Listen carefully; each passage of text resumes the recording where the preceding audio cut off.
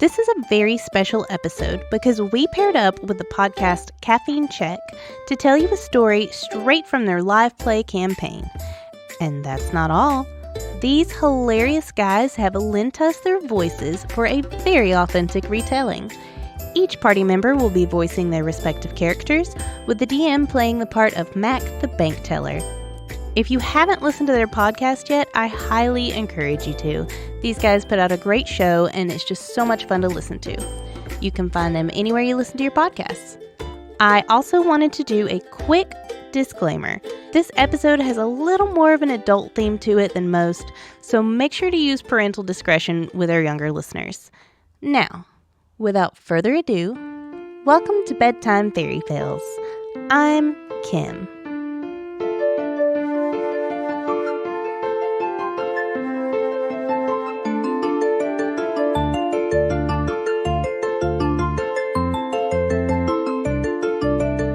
This is a story about always putting in your due diligence when it comes to reconnaissance, or as our heroes say, Reconnaissance. We learn what to do and what not to do when you're gathering information, but mostly what not to do. This is Reconnaissance is the most important thing. Once upon a time, there was a group of heroes who had been given a very difficult task. They needed to break into a high-security bank and set off a device that would turn all the gold in the vault into wood. But I'm not here to tell you about the actual break-in. I'm here to tell you about how they prepared for it. You see, the heroes don't want to just rush in blindly, so they come up with a plan to scout out the bank and get as much information as they can. But before we get into the story, let's meet our heroes. First, we have Blake Clark, the human ranger who was raised in a swamp town and vomits at the slightest hint of blood.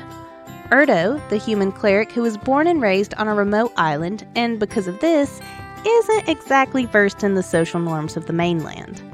Findolin, who typically goes by Finn, a high elf rogue who has recently ventured out on his own to try and make a difference in the world. Kaladin, the half-elf fighter who was raised to be a great leader, but is currently trying to find his own way in life. And also his mom. And finally, we have Iceberg Lettuce, or Berg for short. He's an 8-foot-tall, 285-year-old furbolg druid whose favorite food is, you guessed it, iceberg lettuce. The first thing they need to do is scout out the bank, check for ways in, look for guards, and just get a good idea of what they're up against here. Blake and Finn decide to scale the building next door so they can get a better vantage point, while Kaladin, Erdo, and Berg head inside to see what they can gather from there. Finn and Blake both successfully scale the building and notice a skylight on the roof of the bank, but not much else. So they decide to hang out up there and watch for patrol patterns while the other three go inside. Berg, being a druid, decides to wild shape into a bunny so he can attempt to sneak around in a clever and inconspicuous way. Kaladin opens the door and Berg quickly hops inside. Kind of. As he leaps across the threshold, the protective barrier that the bank has up to prevent anyone from using magic inside causes him to de-shape back into his normal, massive, furbolg self. He crashes down to the floor on his belly mid-hop and slides into the bank lobby. The literal opposite of his plan to be inconspicuous. Kaladin and Erdo rush to check on him. Berg, are you okay? Do you need a cane? Asks Kaladin. Berg replies, No, I just need some security in my investments. You see, I've come into some money and it's weighing me down. Erdo and Kaladin help him to his feet while the people inside awkwardly pretend not to stare. As Berg recovers, the other two begin looking around. From the door, they see a receptionist sitting at a desk with some lounge areas on either side of her. Past that, they can see the typical bank setup with several desks around for employees to take appointments and the teller window along the back. They decide to start with the receptionist. Kaladin approaches and asks what exactly they would need to do to open an account there. The receptionist, pretending she didn't just watch a bunny change into a person and crash into the floor in front of her, says, I'm happy to set up an appointment for you. Have a seat. Someone will be with you in a few moments. The three heroes have a seat and discuss the plan. Berg soon comes up with an idea. What if they could take a tour? It's the perfect plan. They can see the whole bank and get the insight they need to break in undetected later. The other two decide it's worth a shot, and Kaladin returns to the desk to ask the receptionist if they offer tours. She looks a little confused at the question and says, No, it's a bank. Time for plan B. Kaladin suggests that they simply pool their money and make a deposit. But unfortunately, both he and Erdo are totally broke. Just when they think it's time for plan C, Berg proudly reaches into his pocket, pulls out all the money he has, and slams it down on the table in front of them. It came to a grand total of 3 gold and 1 silver. Kaladin says, So, right now the plan is to deposit the money and hope we get to go down to the vault. Anyone else have an idea? Erdo and Berg stare at him in silence for a moment before Berg finally says, Well, my idea was being a bunny, so...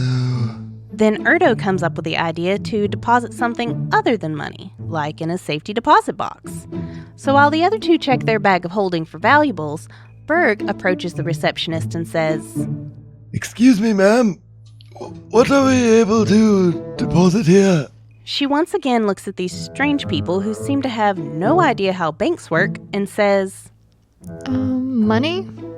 It's a bank. Just then, she looks up and notices their consultant is ready for them and eagerly escorts them back to his desk. Mac introduces himself and says, What can I do for you? Is it all 3 of you? On one account? Is this like a polyamorous kind of thing going on, or what? Kaladin replies, It seems like an odd thing to ask a client on the first visit. while Berg chimes in with, Love is love. The receptionist sneaks a peek over her shoulder, then quickly looks away. Mac regains his composure and starts in on his speech about how accounts work, how safety deposits work, what the monthly fees are, and what the minimum balance is for an account. Turns out the minimum is 100 gold, which is significantly more than Berg's 3 gold. And 1 silver. And 1 silver. After extensive discussion about the logistics of opening an account, Kaladin asks if they'll be allowed to watch their stuff get put away in the vault. Mac tells him, No, it's a bank, and certain people are allowed in the vault. Then, being finished with his presentation, he says, So, does anyone have any questions? Erdo replies, Yes, what is their home address? Mac is caught off guard. Who? He asks. The people who are allowed in the vault. Kaladin puts his face in his hand as Mac replies, I don't think we would readily give out that kind of information. This is a very strange conversation. Does anyone else have a question? So Erdo says, Yes. At 50 gold a month, we must be paying a lot for security. Well, yeah, I mean, it's Don't say it's a bank. Interrupts Kaladin. Not all banks are created equal. Some of these are not unreasonable questions. So how do you comfort your clients about the safety of their deposits? Mac awkwardly says, Look, I don't want to get involved in this polyamorous thing. Kaladin replies, Wow. That's really inappropriate. Do you talk to all of your clients this way? No, but all of my clients don't come through the door as rabbits. Berg is slightly offended, but doesn't let that stop him from clarifying how they would most certainly lose money paying 50 gold a month to store things there, and that this is just a terrible investment choice. With this, they wrap things up with Mac and call him out on his prejudice against multi-men relationships. Kaladin and Berg then head to the front of the bank to grab some informational pamphlets. Erdo, however, starts walking towards the back of the bank where the tellers are. He sees 2 doors on either side of the windows. He decides on the door to the right and tries to open it. Unsurprisingly, one of the guards yells out, Sir! Sir! You can't do that! What are you doing? Erdo replies. I wanted to see what is behind this door. The guard says, You can't just open doors. This is a bank. Berg tries to save the situation by saying, I needed to know where the restrooms are. I have to pee. Where's the restroom? The guards are having none of it, though. They promptly escort both Berg and Erdo out of the bank. Kaladin follows behind and rejoins them after one last unhelpful look around. As he walks out, someone flips the bank sign to closed and locks the doors. Once outside, Blake and Finn climb down from the building next door and inquire about what they've learned. Erdo says, We do not know where the bathrooms are. Kaladin then gives a rundown of how the accounts and safety deposit boxes work. Blake replies, So there are no bathrooms and we could potentially open an account? Berg chimes in with, Did you know it costs 50 gold a month to bank here? If we deposit 200 gold in 4 months, that's an ROI of minus 25%. A terrible investment, really. I don't think we should bank it. Finn says, Okay. Anything else? We learned that magic is not possible in the bank. replies Erdo. How do you know that? Asks Finn. Well, I was a bunny. Then I hopped through the door, and I wasn't a bunny anymore.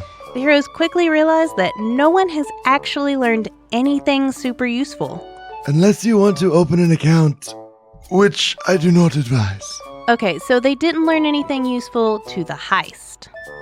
So now we have a group of heroes who have spent an unbelievable amount of time gathering mostly useless information. It's starting to get late and they have to pull off this heist tonight. Just when they think they're going to have to go in blind, Blake comes up with a new plan. Why don't they follow an employee home and interrogate him? So he has the other three point out the teller they had been talking to as he's walking out the door to go home. Kaladin decides to wait for them back at their tavern, the Toothless Troll, while the rest of them decide that 4 is definitely not an unreasonable number of people to stealthily follow someone through the crowded streets. Finn, Blake, Erdo, and Berg walk a safe distance back from Mac for about 20 minutes, somehow completely unseen. Finally, he comes to the stable and begins preparing his horse to leave. Now what? They hadn't expected him to live out of town, and they don't have the time or the resources to follow him. They have to act now. Erdo takes it upon himself to walk up and speak to him. He says, Excuse me, sir. I did not find the bathroom in your bank. Mac replies, Actually, the bank was built before we even had indoor plumbing in the city, so there are no bathrooms. There are plenty of places around here for you to go, around here. What can I do for you? Erdo goes on to tell him that he didn't get all his questions answered when they were there earlier, and he would like to discuss things further. Mac, being none too thrilled about having to talk work outside of business hours, begrudgingly agrees to give him 5 minutes. Erdo then lets him know he has some friends that also need to ask some questions, and offers to buy him some beers back at the Toothless Troll. Mac looks a little unsure, so Erdo begins introducing the other 3 heroes. Mac remembers Berg, obviously. Crashing through the door as a bunny tends to leave an impression. So he asks, So are you're all... Yes, we are all very close. explains Erdo. Oh, wow. 5. Says Mac in disbelief. Do you like odd or even numbers? Asks Berg for some unknown reason. Will there be more questions like this if I go with you? Yeah, we say some weird shit. Replies Blake. Okay. As they're walking, Berg says to Finn in Elvish. What do we do if he tries to leave? Finn replies, also in Elvish. I guess we'll have to snag him. Stab him? No. Snag him. Oh.